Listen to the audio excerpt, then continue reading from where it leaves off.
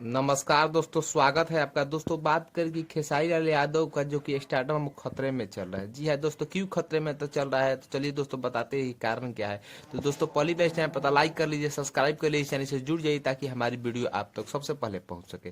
दोस्तों, बात करें कि हाल ही में कल ही गाना लाए हैं खेसारी लाल जी, जो कि गांजा खैनी मिक्स करके। आप सब देखे भी होंगे, जो कि खेसारी लाल के जो फैन होंगे, क्योंकि इनका गाना देखिए फ्लॉप होने का कारण है कि ये रोज रोज गाना लाती है। ये कमाने के लिए, जो कि कमाने के लिए कुछ भी कर सकते हैं, रोज पर रोज गाना दे रहा है। इनका फैन भी परेशान हो गया कि यार कितना गाना सुने।